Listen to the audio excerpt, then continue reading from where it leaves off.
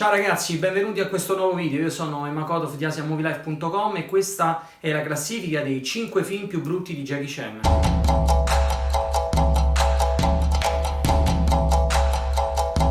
Ok, voglio tranquillizzare subito i fan più accaniti. Secondo me solo chi ha visto nel corso della propria vita tante volte i suoi film, io parlo di quelli più belli della sua carriera, può conoscere e capire bene di che cosa sto parlando quando nominerò i film e i progetti quindi meno brillanti. Progetti che, cerchiamo di essere sinceri almeno una volta, non erano proprio soddisfacenti. Non voglio girarci intorno, vi dirò sinceramente che nominerò i 5 film a parer mio inguardabili, insomma quelli più brutti. Oddio, speriamo che nessuno si offenda veramente. In verità ci sarebbero anche altri titoli da nominare in questa classifica e 5 non basterebbero, ma forse è meglio non esagerare. Ne vedremo 5. 4 di cui sono oggettivamente inguardabili, mentre invece un titolo in particolare è sempre brutto ma merita di essere comunque riscoperto. Dopo aver fatto queste giuste premesse, allora cominciamo. Lo Smoking. Era un film che al tempo mi divertiva abbastanza nonostante sapessi di guardare una cosa molto leggera. Di certo se dovessi scegliere un titolo fra questi 5 più brutti sceglierei sicuramente Lo Smoking perché mi ha fatto passare dei momenti di divertimento raro. Inoltre Jackie che mette al tappeto James Brown vale sicuramente il prezzo del biglietto. The Medallion. The Medallion è sicuramente il titolo che non sopporto proprio, perché nonostante ci lavorino tutta una serie di maestranze e tecnici che conoscono Jackie Chan e tutta la sua opera, non si capisce perché abbiano partorito un film simile. La storia sembra ricalcare quella del Bambino d'Oro con Eddie Murphy. Gran parte del film presenta temi soprannaturali e mistici, sebbene comunque ci troviamo di fronte alla solita commedia di Jackie Chan con azione, divertimento a più riprese. Divertimento che è in mano poi all'attore Lee Evans che mette insieme delle scenette slapstick che erano già patetiche nel 2003. Il film fu un fiasco al botteghino e ricevette varie stroncature. Evidentemente la regia di Gordon Chan e l'azione diretta da Sammo Hung non bastarono a fare un prodotto dignitoso. Inoltre l'eccessivo uso di wirework, l'insistente CGI, il montaggio frammentato, soprattutto nelle sequenze finali del combattimento, lo rendono inguardabile in più momenti. Operazione Spy Sister. La tradizione vuole che un attore di film d'azione almeno una volta nella sua carriera debba fare un film con dei bambini dove nella prima parte del film lo odiano tutti e poi diventa il loro migliore amico nella seconda parte. Volete alcuni esempi?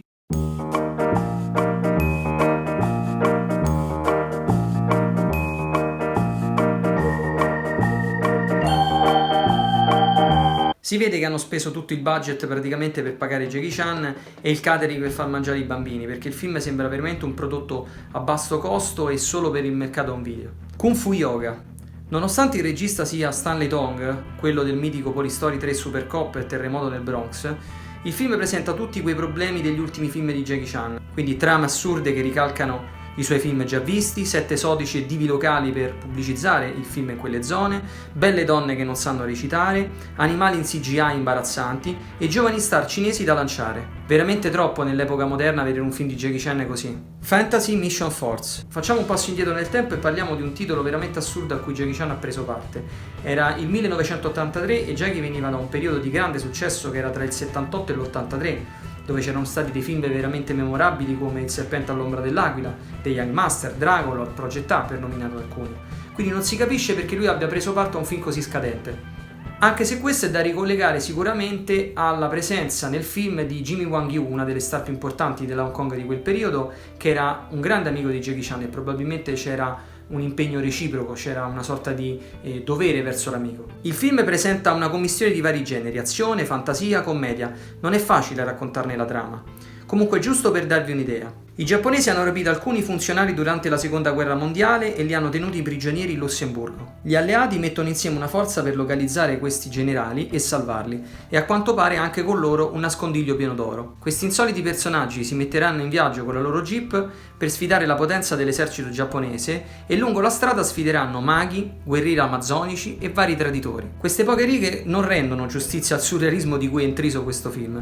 Comunque provate a recuperarlo perché è tra le cose più pazze che Jackie Chan abbia mai fatto nella sua carriera. Personalmente, se io fossi un consulente di Jackie Chan, gli consiglierei di continuare sulla strada delle interpretazioni più sobrie, anche se so benissimo che la sobrietà e il box office non vanno molto d'accordo.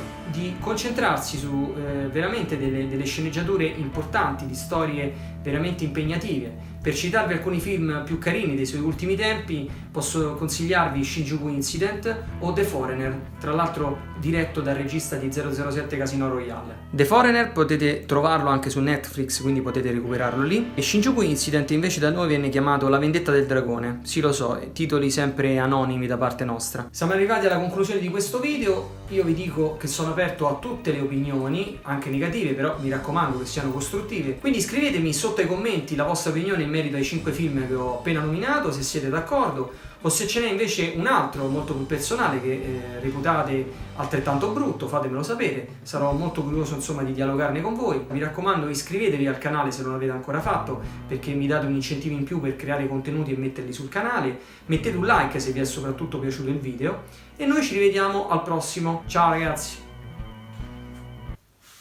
Ah, siete ancora qui? Allora colgo l'occasione per dirvi che secondo me nella classifica dei 5 film più brutti ci doveva stare anche un certo Karate